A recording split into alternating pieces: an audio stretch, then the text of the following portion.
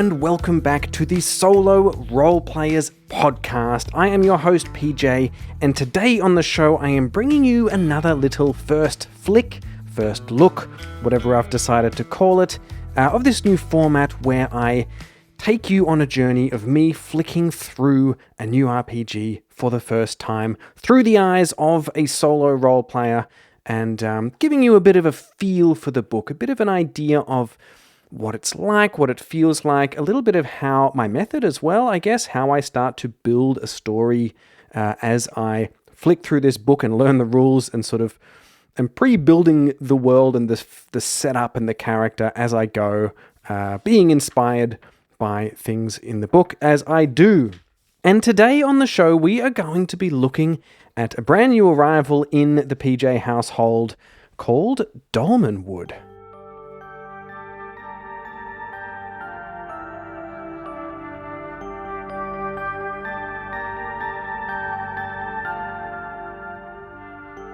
Now, Dolmenwood, I think, is something pretty special. It stands quite a massive, I guess 10 centimeters tall, on my table, stacked on top of each other.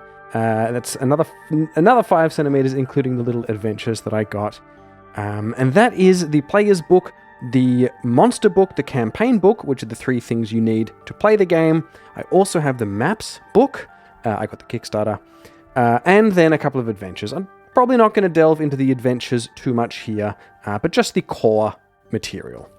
Now, this is a Kickstarter that I backed way before I even started solo role-playing. It was just when I was starting to get that bug a little bit and that itch of, I want to explore this world of role-playing games before I knew how I could actually get in and do that. But either way, I was kickstarting things, board games mostly, and I saw it and I was on holiday and it was too hot and I was bored or something, and I was flicking through and I got excited about this world. It looked really cool, dark, mystical, sort of Celtic, a theme that I really love. And so I went ahead and I backed it, not knowing what it was. Since then, it has popped up only loosely in my awareness, since I've learned a little bit more about the hobby and the kinds of offerings there are in the hobby. And as usual, take everything I say about the history and rules and everything like this with a grain of salt. This is not a rules teach. This is not a review.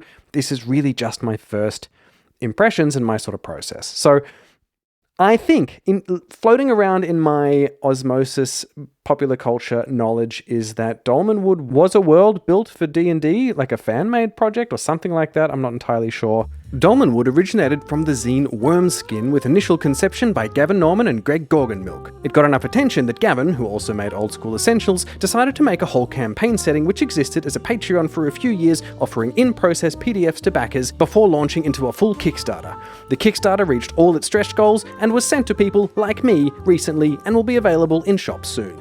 And it has now gone ahead and been turned into its own game. I'm pretty sure it sits into the OSR side of things, a topic that maybe we should talk about on the show. I've had a few people over on the Patreon talking about OSR and how one gets into it and what even it is. Long story short, a topic for another time. I'm going to start with the player's book. There's a lot of books here. I don't want this to be a 4-hour episode. I'm going to have a little bit of a look at the player's book, a little bit of talk about the quality and the theme and the art and the feel overall, and then have a little bit of a look mostly at the campaign book and get a bit of an idea of how I might approach this as a solo player. This is not a solo game, by the way. How I might approach this as the solo role player. Yeah, and then the monster book and the maps book, maybe just a quick flick through at the end. Let's see how we're going for time.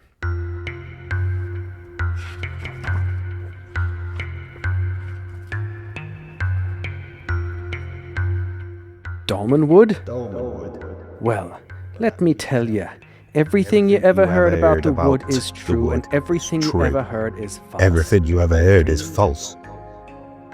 Dreams and fairies walk between standing stones and dancing tree, slipping in or out of the mortal world as easily as you or I slip through an open door. It's right pretty though. Dare I say, beautiful even. All manner of enchantment lingers beneath its brows. It'll capture your heart if you let it. And that sounds as lovely as a song until you realise the wood will never, ever give it back without paying the proper cost. Ogham Tweed, bartender. I didn't plan to do an accent going into that, but it just said, let me tell ye. Couldn't help it. The books are standard RPG size books, big books, A4 sort of size books. Lovely quality. They have nice little slightly reflective, I don't know what it's called, but just a really nice printing on it. The art is really muted, painterly, sort of. Really nice. Really, really like the art on the books so far. Opening up the first page, we get a large 2-page spread of quite a saturated, colourful map.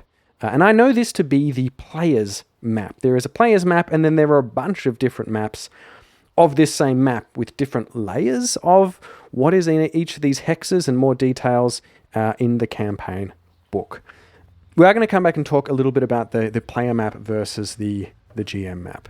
And as we go into the book, we have a lovely, really lovely art. Just, you have to look at the art, it's really great. A good, bold, clear table of contents at the beginning. Quite easy to see everything there. I'm just going to read a little bit about the journey begins, the welcome to Dolmenwood part of the book. And then I'm going to jump back to the table of contents and flick to something that looks interesting. This book is a gateway to adventure in the beguiling realm of Dolmenwood, a swathe of tangled woods, fungus-encrusted glades, and fetid marshes on the wild borders of civilization. Rife with intrigue, secrets, and magic, Dolmenwood draws travellers of adventurous spirit, daring them to venture within. Again, I will try and put a link to the soundtrack that I'm listening to while doing this episode. I did get the vinyl with it, which is really cool.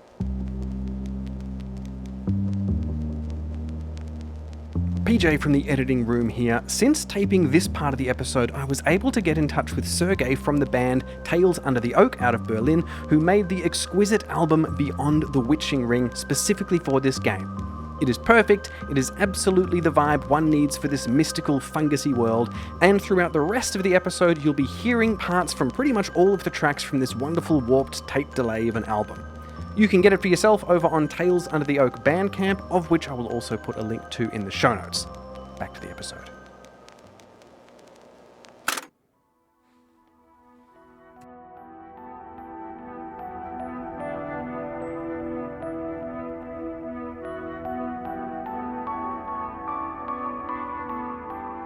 Explore the wild places of the wood, travelling through bramble-choked dells, fungal forests and accursed bogland, bedding down amongst root and bracken amid the nocturnal babbling of strange beasts. Unearth treasure hoards in forgotten fairy ruins, haunted manors, dripping caverns, crystal grottos, unhallowed barrow mounds, and abandoned delvings. Skipping through the headings, you'll confront fell beasts, recover saintly relics, forage for weird fungi and herbs. I do like that. I love collecting and foraging for herbs and making potions and stuff. I spend a lot of time, I've said before, I think, I spend a lot of the time in League of Dungeoneers running around the hex map, foraging for ingredients to make potions. It's fun. Strike against chaos. Unravel secrets of deep magic. Seek the counsel of witches or the sinister hag. Meddle in affairs of nobility. Journey along fairy roads. And return to a homely hearth. Fantastic. Talk about some inspirational media. We have, of course, Tolkien. I like seeing this these books because there's always a lot of books on here that I haven't read. Movies as well. Excellent. Good to check out inspirational media of these books that you like. Whoops, me again. Just wanted to say that I started watching one of the inspirational texts that's mentioned in the book, Jonathan Strange and Mr. Norris, and although it has a good dosing of that certain British TV jank, I really like it. It makes the fairy realm feel weird and creepy and all of the horrors papered over by ballroom dancing and fancy clothes. Worth a look, check it out. So what's in this book? This book contains everything players need to experience wondrous journeys and perilous adventure in the befuddling and magical Dolmenwood. It guides players on their first steps beneath the forest's beguiling benighted eaves and serves as a trusty companion as they delve deeper into its secrets. Okay, fantastic. I'm going to come back to this book because this book is the player's guide called the Player's Book, and a lot of it is about the kindreds and the classes, like how do you create a character and that kind of thing. What I am going to do though is just skip to how we play the game and let's find what the mechanics involved are. I mean, I'm pretty sure I know what they are, but let's just confirm what the actual dice resolution mechanics are so we can sort of ground ourselves a little bit before we start and going and looking at some of these other books.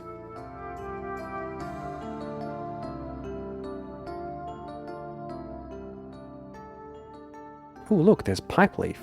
According to many a seasoned wayfarer, smoking a soothing leaf is second to none at easing the troubles of the road. List the chance, so the availability, list the chance that an item is available in a settlement when sought. Leaf may be purchased from tavern keepers or wandering peddlers specializing in the trade. That's great. I like pipes. I do like pipes. Really, I mean, okay, first impression, just getting to the page I'm looking for is there is a lot of detail here in a really good way. Really a lot of detail. I feel like, I think this was a setting that has been developed over many years and been richified, has been deepened and developed and had lots of playtesting and feedback and players adding stuff to this world. And so I think that to be true. And I think that really shows already in this book. There is a lot of detail in here. And I think the feeling I'm getting is that I don't have much desire to play D&D as it is. This could be my D&D. This could be my big, deep, rulesy thing. It could be, if I like it. Let's see. Now, where are we actually going? Adventuring. Looks like there's cat people. Don't know how I feel about cat people. Duck people, on the other hand, or wolfkin, excellent. Whether adventures are exploring the tangled wilds, delving into ancient barrows, or browsing market stalls for equipment, the same basic sequence of play applies. It does say that none of the rules written in this book are written in stone. I like that. I mean, I don't need permission to break the rules or to change things, but I know some people do. Now, this is potentially important. This is an innocuous little box here that says, is a roll warranted? Something that we have discovered through the course of play in the last season of this show is when touching on some of the OSR style games, things like Shadow Dark, like White Hack, it does lean more into only roll if it's dangerous or difficult. And there a lot of the times you should just be able to roll. Like in Shadow Dark, it says, if they say they look for traps, they find the trap. You know, you don't have to get them to get the player or get us, the solo role player, to roll all the time. So this might be important to give us an idea of how OSR this is. The referee must judge which situations warrant a roll of some kind, skill check, ability check, or saving throw, and which do not. What it hasn't actually said here is how to roll.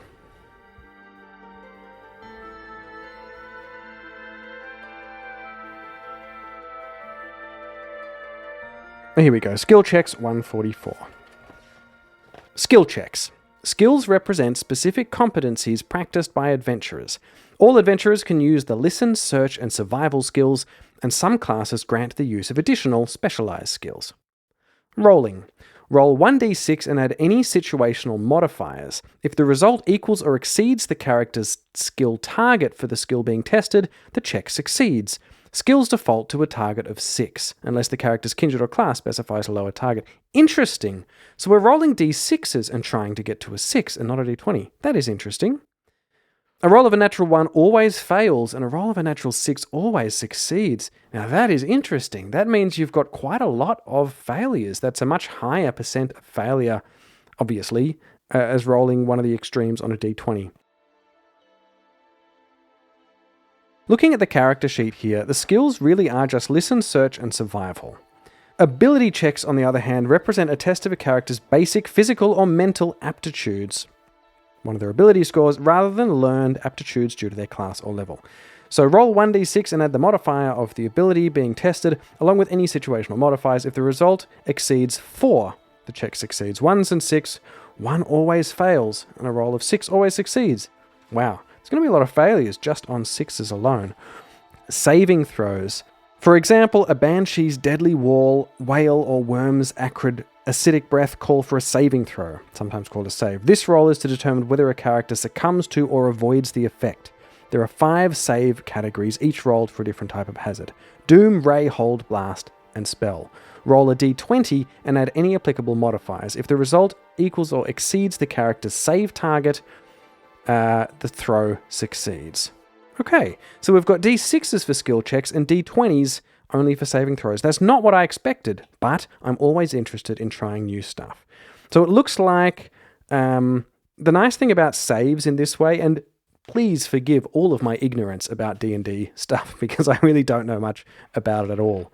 But it looks like if you're doing a lot of these saves, then it looks like the player is maybe more involved, more active on the dice when the enemy's attacking, that kind of thing, if they're doing these saves. You can save from a ray, or do a ray save, rapidly moving or directional effects that can be dodged, energy rays, lightning bolts. I wonder if that's also an arrow, I'm not sure. Hold, effects that hinder or prevent movement. Blast, lethal energy effects. It looks like we've got a lot of magic going on in this game. Okay. And attack rolls, you're also rolling a d20, adding any applicable modifier. If the result is equal or exceeds the defender's armor class, the attack hits. Okay, so it is more like that D&D thing. Attack rolls and saving throws are d20, skill checks and ability checks are d6. I don't know how that works in D&D. Maybe that's how it used to be back in the day. Not so sure, but I think I can get into that. I think I like that. The rest of this stuff looks pretty standard, I think. You're tracking time in rounds and turns, distance in inches, feet, and miles. But, whatever. An encumbrance, I believe you can choose one of two ways that you can do encumbrance. Yeah, so it looks like you can either add everything up or you can have an optional rule where you just have slot-based encumbrance, I think. Cool. So that is sort of the basic look. Let's have a look at what kinds of characters there are in here. Before we do that, there's other activities: fishing, hunting, hunger and thirst, getting lost, trap, stealth, suffocation, swimming, wandering monsters. As we get further into this book, the rules for particular parts of adventuring are put on a nice two-page spread. So travel, for example, has all of the rules for travel on 2 pages. Then you have camping, it's all there with tables and difficulties and whatever else. Settlements, dungeons, Dungeon Doom, what's that? Encounters, combat, fighting in water, attacking with 2 weapons, charging into melee, parrying non-lethal attack, unstable surfaces, switching weapons, slash weapons, and some examples. Good, so there's lots of grit here if you want to get your teeth into it. Let's look at what this... I just come across moon signs. This is the first thing that I am now starting to imagine what our story is going to be. That is a 33. Looking at the moon sign, the Dolmenwood calendar, it is the night's moon. Characters born in the mortal world come inevitably under the sway of the moon's potent magical influence. So under a night's moon, knights get +2 bonus to charisma when interacting with nobles. Okay, that's cool if you can get into that. Then we have a little bit about the noble houses. Religion, good. And on the back page, some nice tables for references. Weapons, cost, damage, armor, all that stuff. It looks like most damage is D6, D4, D6, D8. Only the polearm and the 2-handed sword are a D10. I don't see anything more than that. Cool. Let's have a little quick look at the kinds of creatures we have here. And then we better start looking at some of these other books.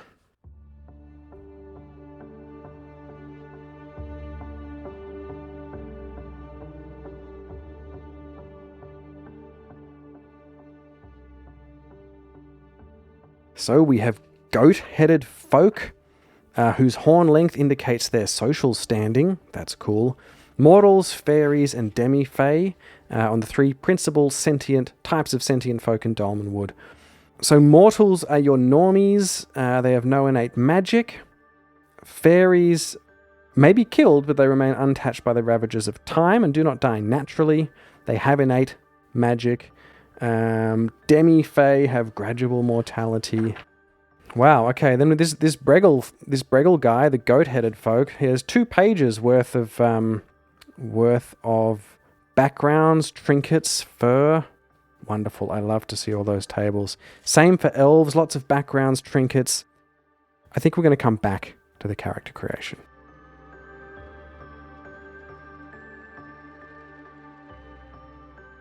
Having a look now at the campaign book, Dolmenwood Adventure and Peril in Fairy Tale Woods.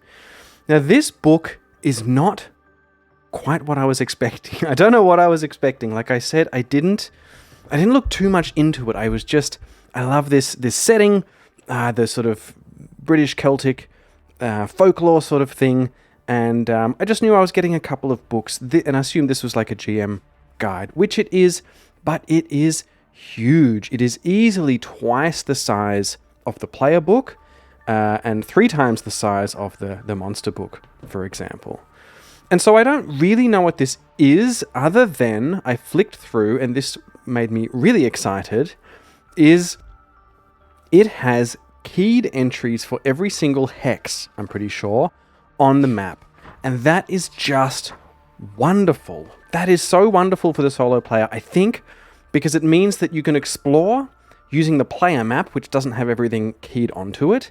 And then if you interact with something there, if you find an encounter, if you choose to explore it, then you can look up that hex in the book and see exactly what's going on and do a little bit of sort of published adventure trickery there. I'm not sure how I'm going to handle that, but yeah, like either testing, is it actually there, or just getting a background from the hex and then sort of seeing what happens in there.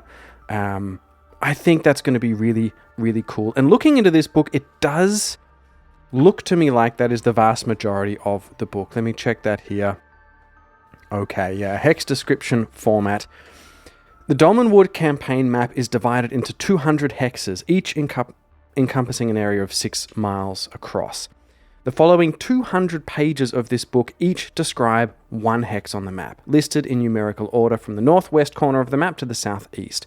These 1-page hex descriptions detail the most mysterious, magical, useful, and dangerous features located within each hex. The format in which they are presented is explained here. So, that is the rest of the book, pretty much. Let me see. It is really most of the rest of the book. So without these hex descriptions, it is just a little bit bigger than the player handbook, I think. But with the hexes, it is twice the size. This could have easily been its own book, just the hex descriptions. Maybe I would have preferred that. But then again, that's a 4th book. Probably not. What I'm going to do now is... and then it goes into some magical items, garments, instruments, magic. So lots of magic, wondrous items, treasure, all that stuff then at the back of the book. Okay, here we go.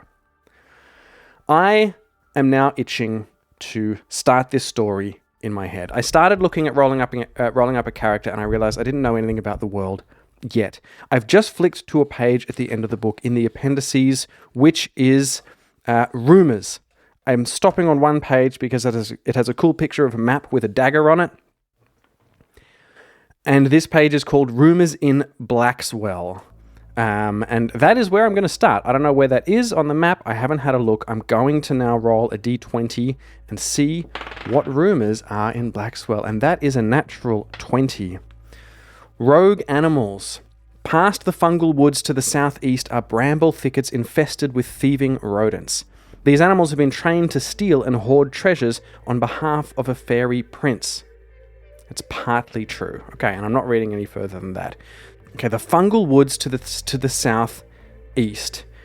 Really like the idea of being a druid or something. Something involving collecting mushrooms and herbs and making pipeweed and that kind of thing. So I'm thinking that is sort of where I'm starting. I'm picturing someone foraging in the fungal woods now. Let me find a map here. I do this all the time. I tried to hold back and didn't get the maps in the Kickstarter. As soon as I got the book, I thought I must run and grab the maps. I found a local German shop selling the maps, and just the player map, selling the map, and I put it in my cart and thought, yeah, I'm just going to see how I feel and bite the bullet in a couple of days. And then, of course, this morning I went to do it and they're all sold out. God knows when they're going to come back in. Classic story. I'm not saying you should just buy everything straight away, but I often regret when I don't. So Blackswell here, I'm looking at the map and there's this beautiful fungal wood with massive mushrooms growing up everywhere. I'm really getting a picture in my head of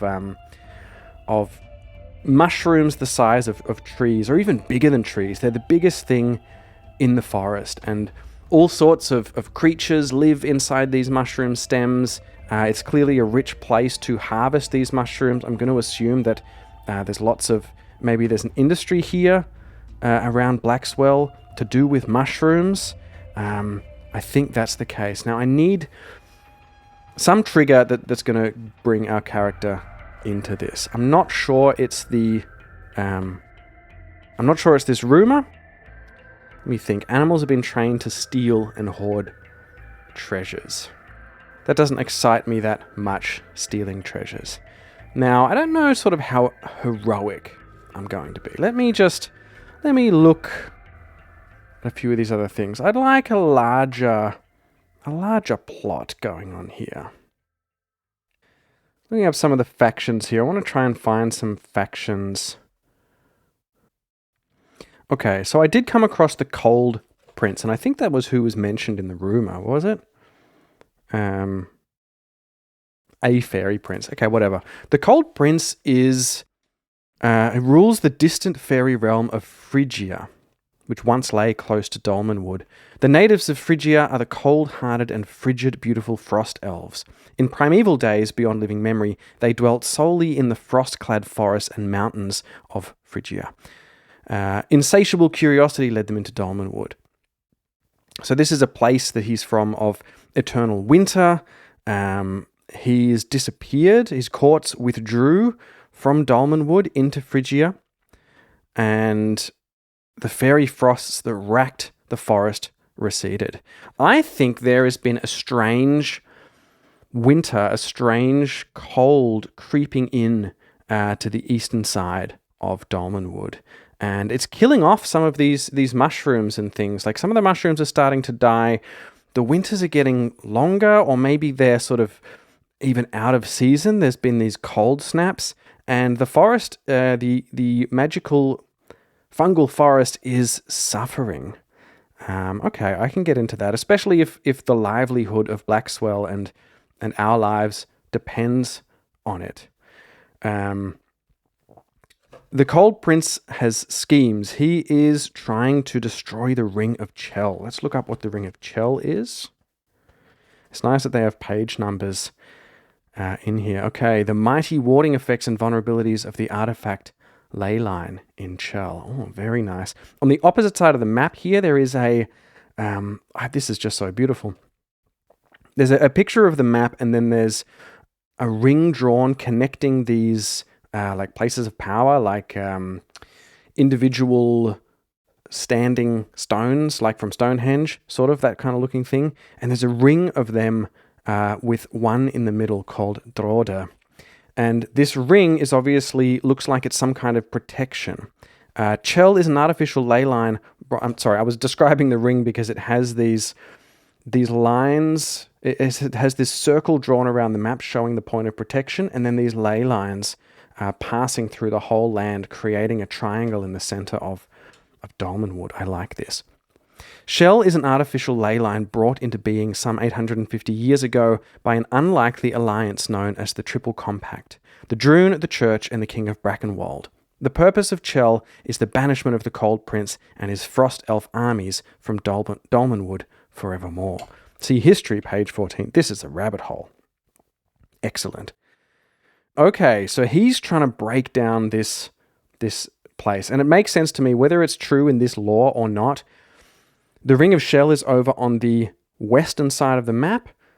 Black swell is over on the eastern side of the map, and to me it makes sense that he's coming in from the east because that's the furthest away from the ring, and that's why the sort of frost is starting to come in and affect what's going on there.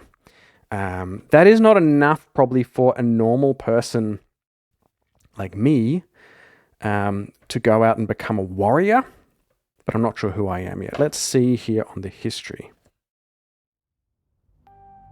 Dominion of the Cold Prince.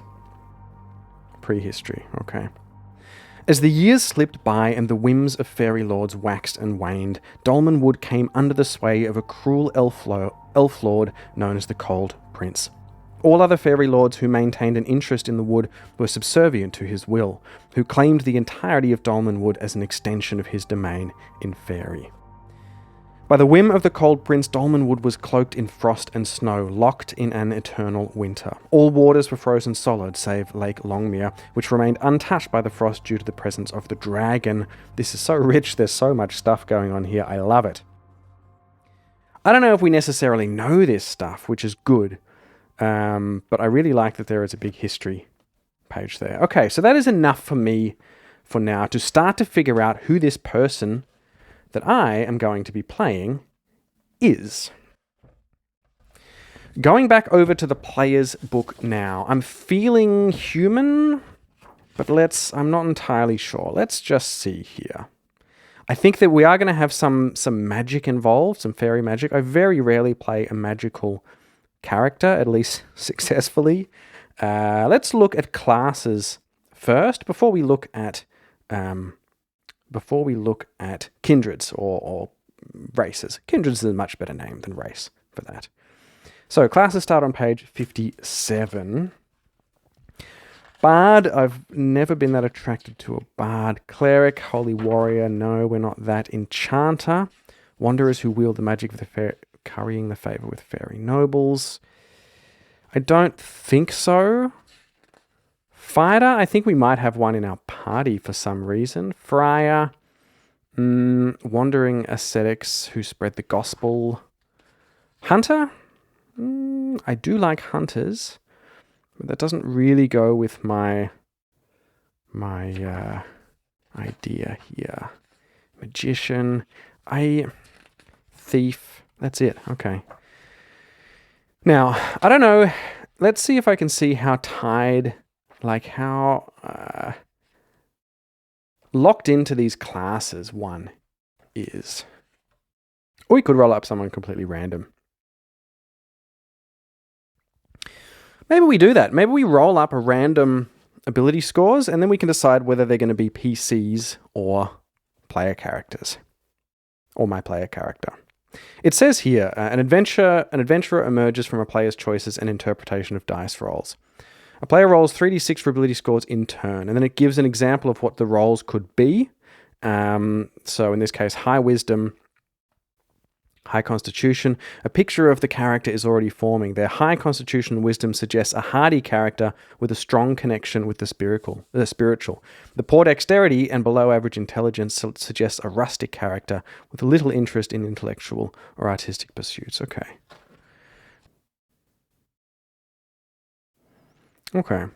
It does say embrace the randomness.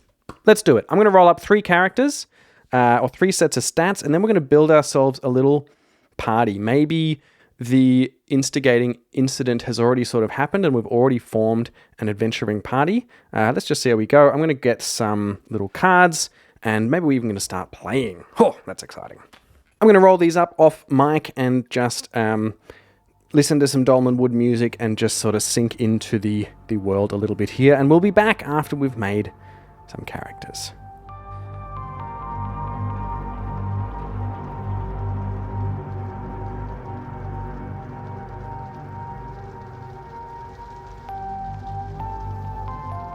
The wood always demands a toll for your passage. The brightest blades, the most powerful spells, and all the tricks you've ever heard are never quite enough. There's always a price when you step beneath the canopy.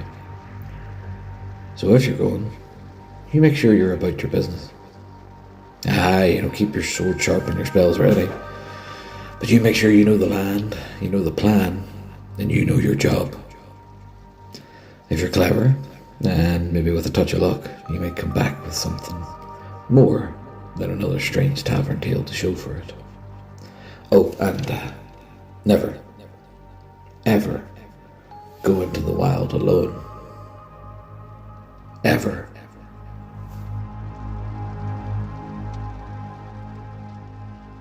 Haha, Thomas left side retired fighter. Going into the wild alone is exactly what we're going to do. Let's see. Coming back on mic here. I always do this when I go off mic. I get excited and want to tell you what happened. Hang on, is this recording? Yeah. So I rolled up the first two. My idea was to roll 3 in order, just the stats, and then kind of build a bit of a picture of what characters are going on. Some of them might be NPCs, some of them might be companions. I'm not entirely sure yet. The first one I rolled was a reasonably average character, low strength, everything else kind of average, okay dex, but then with a wisdom of 17. So this is some sort of wizard enchanter character, probably. I have to check whether, actually I don't know whether wisdom is, let me see. Okay, friar, intelligence and wisdom, non-martial herbalism, holy magic. Okay, what else does it talk about wisdom? Cleric for wisdom. Not an enchanter, that's charisma and intelligence. Okay, let's just see here. So wisdom is insight, common sense, and intuition. Magic resistance. The wisdom modifier determines the character's magic resistance, used when rolling saving throws against effects, wisdom checks, campfire cooking. Okay, that's not really what I pictured for it. Let me think here. So that would give them pretty low intelligence, low strength, high wisdom, some sort of common sense, foresty character. We'll come back to that. The second one that I rolled up then was also actually pretty below average for everything except dexterity, which is a 17 again, which would be a +2. So dexterity then would be, as we know, agility, reflexes, higher armor class, missile attacks, ranged weapons, climbing, that kind of thing. So that may well be our hunter, but they're very uncharismatic and they're very weak. Let me see what it said here about subpar classes. Less than 6 in more than 1. Okay, 6 or less in more than 1, you can discard the character and roll again. Not sure. Let's see what our third character is here. Let's see if anything comes out. So for strength, we have a 13. Intelligence, a 12. 12 being that sort of mid-range +0. Another 12 for wisdom. Dexterity is a 15. This is nice. So pretty solid character so far. All-rounder, that's pretty good for solo maybe. 8, 11 for constitution, and charisma at a 12. So very middle of the line, middle of the row character there. Slightly more dexterous. So that maybe that's us. They could kind of be anything. So let me just ruminate on this for a minute.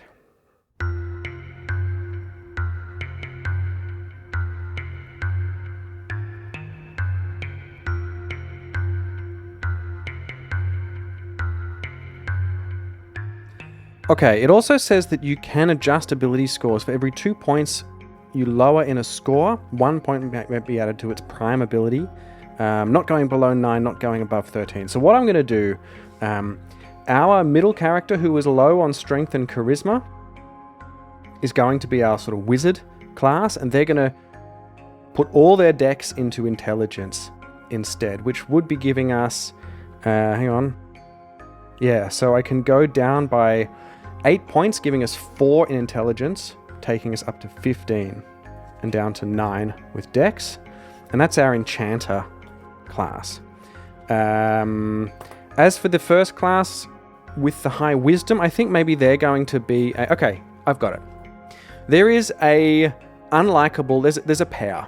There's like an unlikable old wizardy type and a sort of salt of the earth hobbit type. I don't know if there's sort of that kind of class, but I'm picturing like a short, stubby guy, balding, probably a friar, and they live together, and they're sort of, I don't know if they're a Bert and Ernie situation or whatever, but they're always disagreeing, and one of them is sort of salt of the earth, every man with high wisdom, and he knows about the woods, and he knows about, just contented, straightforward living, and the wizard is always up to trying to, I don't know, create his masterwork or his master spell or something like that, and always tinkering with things, and maybe a little bit failed.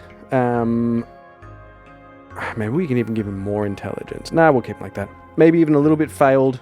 Very uncharismatic, very weak. He's just old and frail. Maybe once upon a time he was some powerful wizard, or at least that's what he tells everyone. And then our third character is going to be our character. Probably going to be a hunter, and I think maybe we come across them. Maybe this is not where we're from.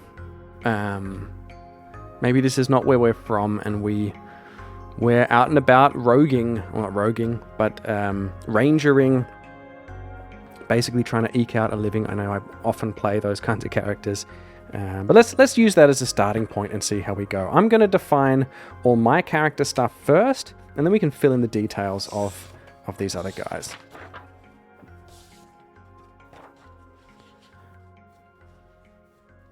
And maybe I will adjust these things a little bit, but let's just go through the kindred. I know I did not plan to turn this into a character creation session, but here you go. You got to just take it as the things grab you. Just go with it. Go with the flow. Move into it. Before I do that, I do want to look a little bit about... Maybe they are an elf. An elf ranger. How unusual for me to play. Oh, you can be knights in this. I do like knights. I like the idea of being an elf because maybe we can get a little bit of elf magic going on. As humans dominate the mortal world with their cities and kingdoms, elves do so fairy.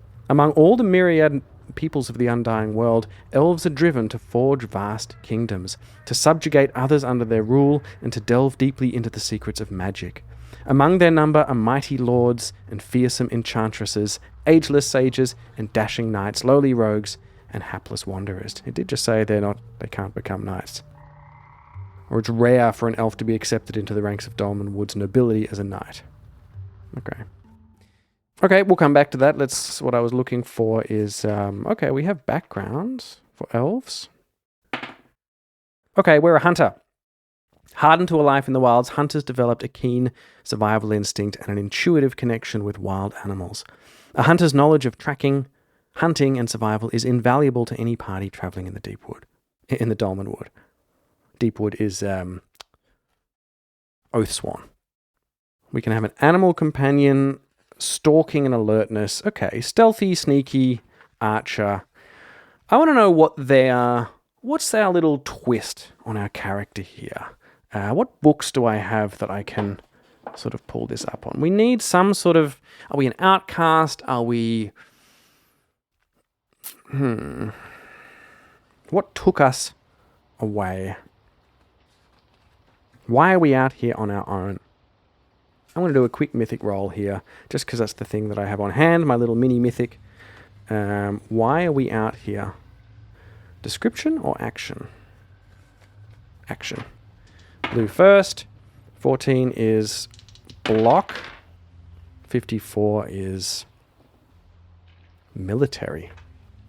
Okay. Interesting. Block military. I'm just going to make a little note of that. I'm going to go back to the campaign book now to see what military movement or action is happening currently in the world that maybe we are trying to block. Maybe this thing with the Ice Prince or the Cold Prince is a larger, broader story going on, and that's not what brought us here.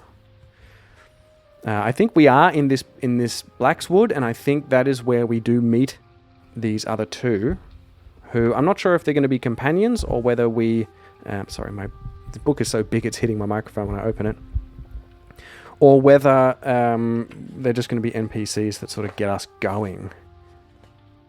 Factions and powers. So Blackswell is formerly a mining town, exporting rare metal. The exhaustion of the mineral veins left Blackswell isolated amongst the fetid fungus of the mulch grove. So among humans, the village of Blackswell is nigh forgotten. Okay, that's good. So maybe they're not humans, these other two, they're other creatures. I like that idea too. A small number of devout folk eke out a living from the bogs, trading with mosslings and the occasional peddler who pass their way. Okay. So I want some factions. What's happening now? Present day. The Crookhorns are massing for war.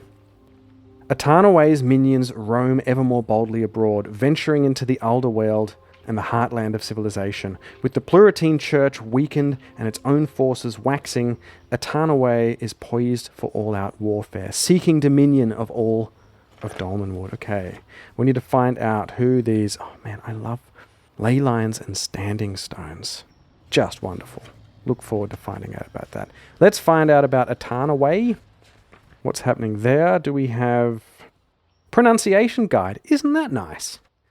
I don't know how long this episode is getting. There are lots of cool things in here. My thoughts at the moment, I was a little worried about this being too dense for me. What is this? This is an adventure. Oh, good. A short starter adventure to introduce players into the mysteries of Dolmenwood. Excellent. Maybe we can just play this starting adventure. I don't know. What am I looking for?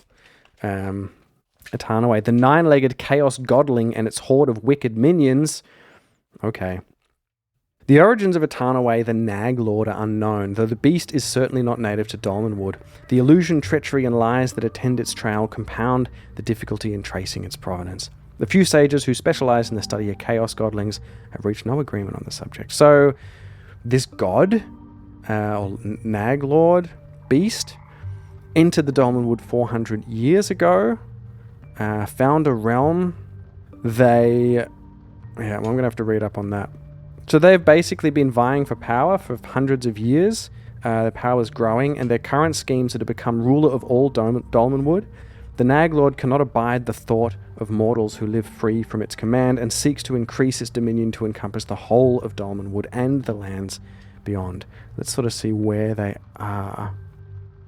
So, just a note on gender. As a monstrous being of chaos, transcendent of human concepts of gender, the Nag Lord is referred to as it. Okay. So they entered the realm 400 years ago. Page 14. It's much later than the Cold Prince. Atarnaway arrives in secret. A wandering chaos godling known to the learned as Atarnaway Nine Legs chanced upon the fecund realm of Dolmenwood, and took a liking to the place.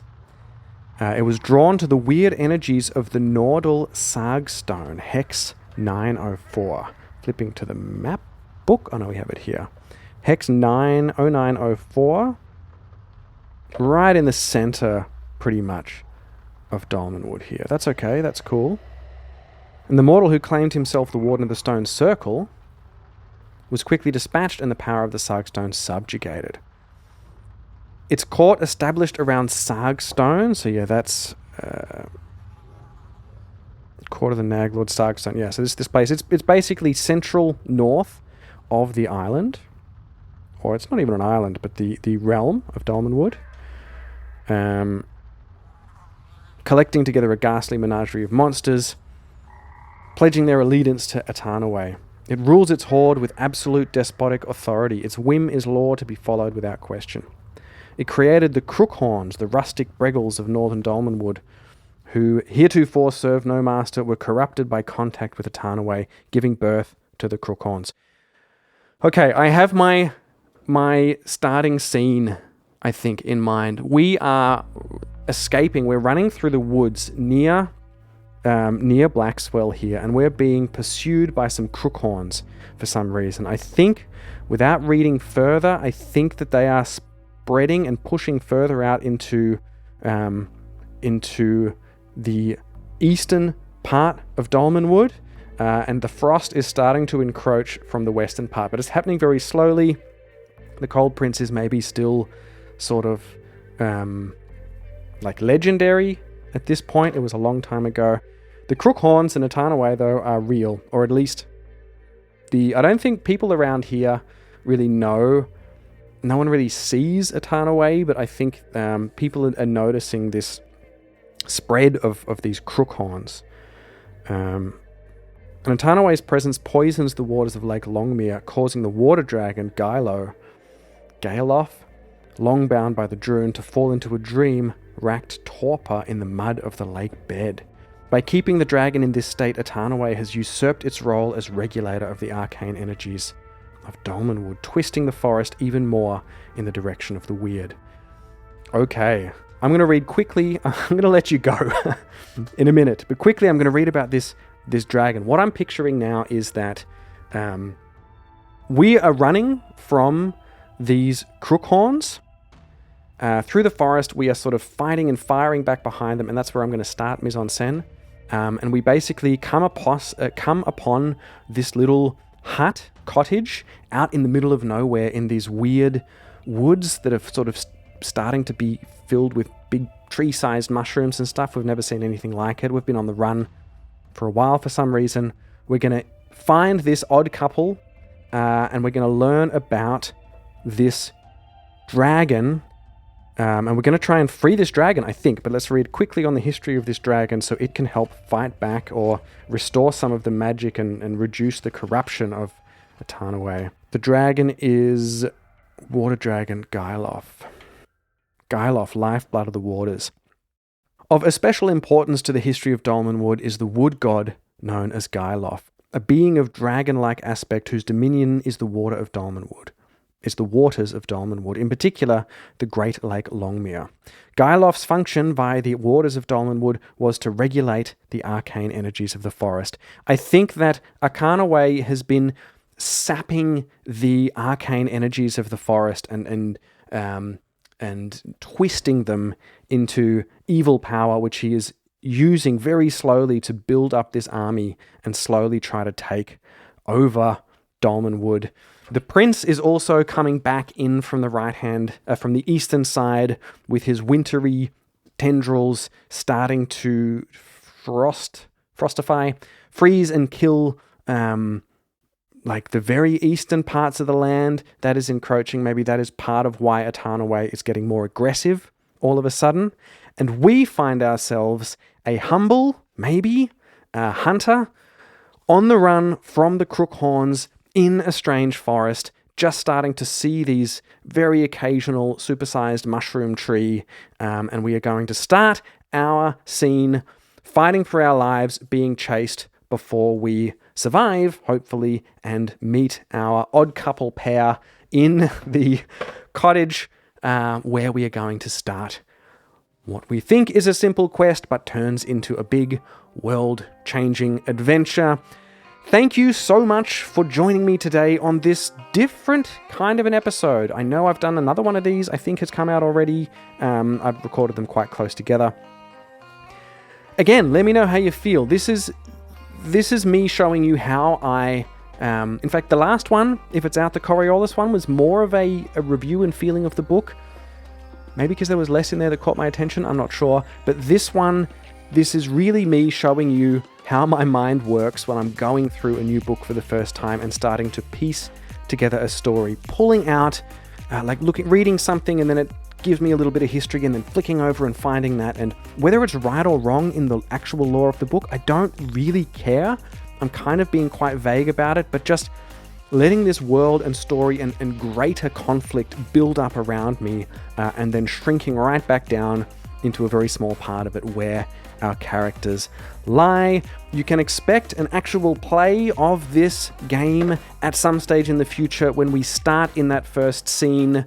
I'm really excited about Dolmenwood. Knowing so little about it, I really feel like this could be my D&D. And when I say that, I mean the things that I think people love about D&D, which is the established setting, the crunchy rules, the depth of some elements of it, like the depth of lore, the depth of nuances in the rules and that kind of thing. The thing that people love about D&D, as far as I know. This could be my D&D. That is what I'm currently thinking. Thank you for being with me here today. Reach out, let me know what you think. And thank you to the inimitable actual British and Irish patrons, Dungeon Support and Cuppa Solo, for lending me their accents for this episode, adding to the mystery of the Dolmenwood, and letting me cover up my own terrible attempts. If you want your voice on the show, head over to the SpeakPipe link in the show notes, drop me a message, and we'll see if we can fit it in somewhere. Either way, I'd just love to hear from you. Keep getting books off your shelf and playing them. Keep inventing these wonderful worlds. There is nothing better. Keep solo role playing. Until next time, PJ out. Bye.